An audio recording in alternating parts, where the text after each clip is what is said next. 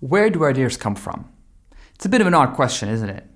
The ancients believed that actual goddesses, also known as muses, were responsible for our creative inspiration. In our day and age, content marketers and creatives need a little more. After all, you don't have the leisure to wait for the gods. Instead, you can turn to famous advertising executive James Webb Young. In 1940, Young published the short book, A Technique for Producing Ideas, which has become a favorite among copywriters and creatives of all stripes. Young's thesis is that idea creation isn't just about waiting for inspiration to strike. There's a process. And if you can understand that process, then you can build a more efficient ideation process and become a better content marketer.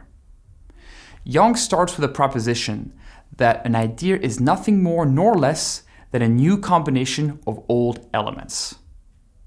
That's the reason why Hollywood producers will pitch a movie like Jaws meets dinosaurs, or why entrepreneurs describe their startup as the Uber for dog sitting. All ideas are made up of different, seemingly disparate elements in order to produce something new. Now, Young's not the first person to have reached that conclusion. Other creatives and scientists have said as much. What makes his perspective so interesting is how succinct his description of the ideation process is. He breaks it down into 4 steps: gathering new material, digesting the material, unconscious processing, and the eureka moment. Let's dig deeper into each, starting with gathering raw material. Great content marketers read and consume content from a wide variety of places. They are endlessly curious and fascinated by a wide breadth of topics.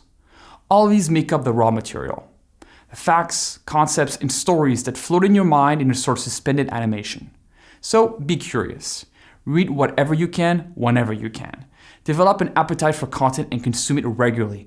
Good, bad, old, new, popular, niche, and not just marketing content either. Consume history, poetry, or science magazines on top of snapshot stories and industry blogs. Let it all seep into your mind. You might be surprised what will come of it. It also helps to maintain a repository for all those ideas. The old school term is swipe file, which is an actual folder where people kept newspaper clippings and other bits of content. But in the digital era, this can be tools like Google Docs, Evernote, bookmarks, or whatever other platform works best for you. In the second stage, you're going to be digesting the material. The goal is to bring those disparate ideas together and see how they fit. You're looking for relationships, connections, and combination. The goal is to synthesize these ideas in interesting and compelling ways. In the third stage, you'll use unconscious processing.